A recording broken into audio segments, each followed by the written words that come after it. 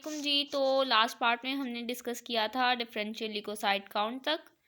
अब हम डिस्कस करने जा रहे हैं erythrocyte sedimentation rate. It is the rate at which the erythrocyte that mean RBCs sediment into a vertical column.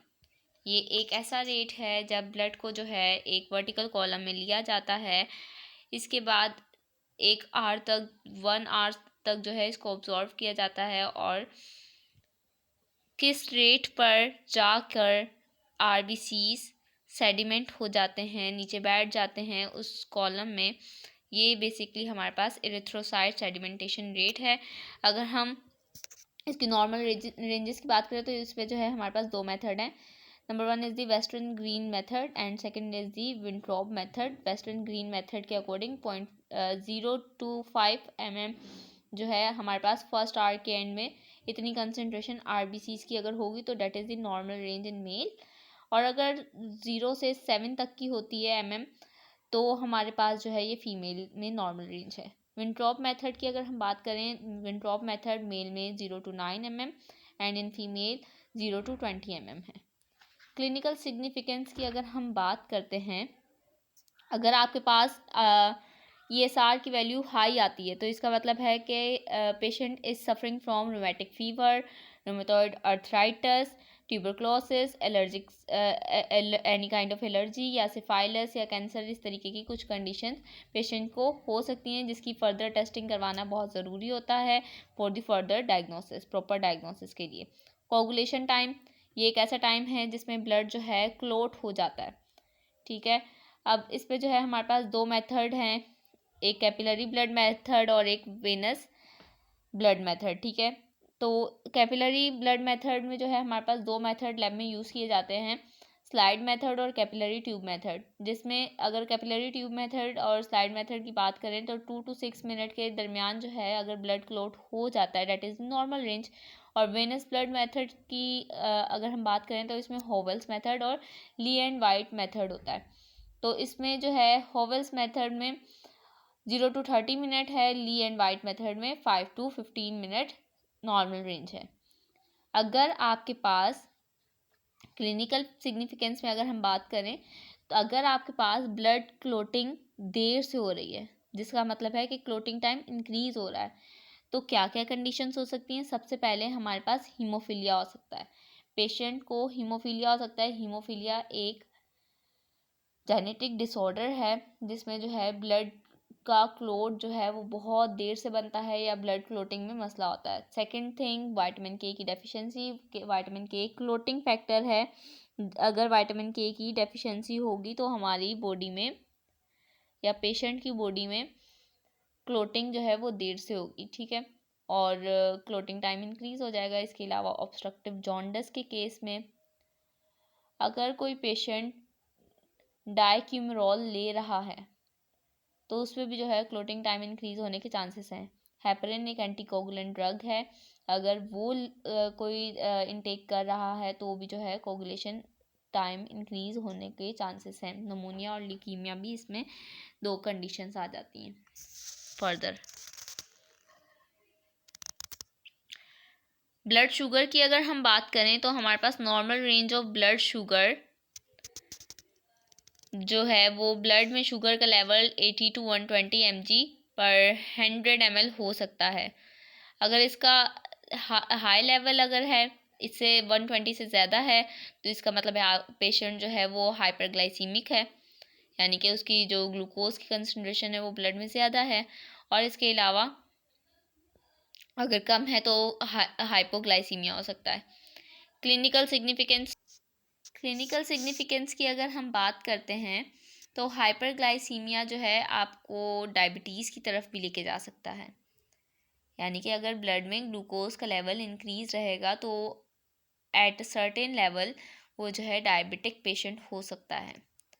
और अगर पेशेंट की बॉडी में ब्लड में 500 mg पर 100 ml से ज़्यादा या इस लेवल तक जो है वो ग्लूकोज का लेवल रहता है, ब्लड के अंदर शुगर का लेवल रहता है, तो जो है आपके पास पेशेंट डायबिटिक है। समटाइम इट में क्रॉस दिस लेवल, और काफ़ी दफ़ा ऐसे होता है कि पेशेंट जो है वो 500 mg पर 100 ml से भी ज़्यादा जो है उसकी शुगर लेवल होता है, वो जो है फिर डिफरेंट फैक्टर्स पे डिपेंड करता है कि उसका लाइफस्टाइल कैसे है, इस तरीके से वो डिपेंड कर रहा होता है फिर। लेकिन ये कंडीशन जो है उसको कोमा तक लेके जा सकती है। Hyperglycemia is also occur in adrenal cortical hyper activity and obesity. ये जो है एड्रीनल कार्टिकल हाइपर एक्टिविटी और ओबेसिटी यानी कि मोटापे के केस में भी हो सकता है। Hypoglycaemia is occur in insulin overdose. अगर इंसुलिन का ओवरडोज डायबिटिक पेशेंट में दे दिया जाता है तो आपके पास हाइपोग्लाइसीमिया होने के चांसेस हैं। इसके अलावा पेनक्रियाटिक ट्यूमर में भी जो है आपके पास हाइपोग्लाइसीमिया आ जाता है। एड्रीनल कोर्टिकल इंसुफिशेंसी में पिट्यूटरी ग्लैंड में जब आपके पास पिट्यूटरी ग्लैंड कम सिक्रीट हो रहा है तो हाइपर पिट्यूटरिज्म हो जाता है, तो इस पर भी जो है ये हाइपोग्लाइसीमिया होने के चांसेस होते हैं।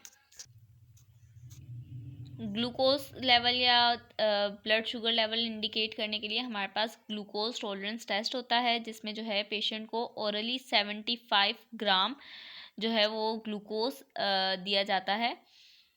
तो हमारे पास जो ग्लूकोज की कंसंट्रेशन है वो अगर फास्टिंग में देखें ना, फास्टिंग में जो नॉर्मल पेशेंट होगा वो लेस देन 6.1 जो है वो आपके पास 6.1 से नॉर्मल होगा, यानी कि 5 to 6 की रेंज में उसका जो है ग्लूकोज लेवल होगा। और डायबिटिक या प्री डायबिटिक पेशेंट में जो है इक्वल टू या लेस देन 7.8 जो है वो हो सकता है, नॉर्मल रेंज 6.7 है। और ये जब हम 2 आवर्स आफ्टर ग्लूकोज इनटेक देखते हैं तो जो हमारे पास नॉर्मल पेशेंट होता है जिसका लेस देन 6.1 ग्लूकोज की कंसंट्रेशन थी, अब उसकी जो है 8.9 से लेस हो सकती है, जो कि 6.7 तक उसकी नॉर्मल रेंज है। डायबिटिक में इक्वल्स टू और लेस देन 11.1 हो जाती है, ठीक है। ब्लड कोलेस्ट्रॉल की अगर बात करें तो ये जो है हमारे पास कुछ नॉर्मल रेंजेस हैं। कोलेस्ट्रॉल का लेवल अगर हाई होता है तो डायबिटिक पेशेंट हो सकता है, डायबिटीज़ मेलाइटस उसको हो सकती है, ऑब्स्ट्रक्टिव जॉन्डिस हो सकता है। इसके अलावा ओबेसिटी हो सकता है, माइक्सडीमा हो सकता है। और इसके अलावा जो है हमारे पास जेंथोमेटस डिसऑर्डर्स हो सकते हैं और फेमिलियल हाइपरलिपोप्रोटीनीमिया हो सकता है। We will discuss these term in detail in some other video इंशाल्लाह। तो जी ये था हमारा ब्लड एग्जामिनेशन अभी तक जो कि हमने की है। इसके अलावा जो है इसमें लास्ट हमारे पास यूरिक एसिड लेवल आ जाता है जी। नॉर्मल वैल्यू जो यूरिक एसिड की है वो है हमारे पास 2 to 6 mg पर 100 ml फीमेल में। मेल में और फीमेल में ये जो है थोड़ी सी वेरी करती है, मतलब ये इससे थोड़ी सी कम होती है, ठीक है, मेल से। यूरिक एसिड का लेवल अगर आपके पास हाई होता है तो आपको जो एक कंडीशन है वो हो सकती है, डेट इज़ गाउट। गाउट जो है बेसिकली हमारे पास एक ऐसी कंडीशन है जिसमें जो यूरिक एसिड है वो यूरेट क्रिस्टल बनाकर बोन्स में डिपॉजिट हो जाता है और एज अ रिज़ल्ट बोन जो है वो पेन और इन्फ्लामेशन जो है बोन्स में हो जाती है, ठीक है, इन बोन। और ये होता क्यों है, आपके पास एक्सेसिव प्योरीन डाइट लेने की वजह से, या सम टाइम जो है आप डिफरेंट जो मेडिकल कंडीशंस को ट्रीट करने के लिए दवाइयाँ ले रहे होते हैं उसकी वजह से भी जो है हमारे पास ये हो जाता है, जैसे कि थायराइड और लूप डायूरेटिक्स की वजह से भी हो जाता है। कीमोथेरेपी के नतीजे में भी जो है आपके पास गाउट हो सकता है। और इसके अलावा जो है सोरियासिस हमारे पास एक कंडीशन है जो कि यूरिक एसिड इंक्रीज़ होगा तो सोरियासिस हो सकता है और रेनल फेलियर के केस में भी ये हो जाता है, ठीक है। So that's all for the blood examination. और इंशाल्लाह हम नेक्स्ट वीडियोस में जो है डिफरेंट एग्जामिनेशंस को स्टडी करेंगे। दैट इज़ वेरी इंपॉर्टेंट कि हम जो है एज अ मेडिकल स्टूडेंट या मेडिकल स्टाफ के तौर पर जो है उनको जानें और भले ही किसी का काम हो या ना हो रिपोर्ट को इंटरप्रीट करना, लेकिन what I think is that के every medical professionalist should know how to interpret the basic reports. So that's all for this video. See you in the next one. Allah Hafiz.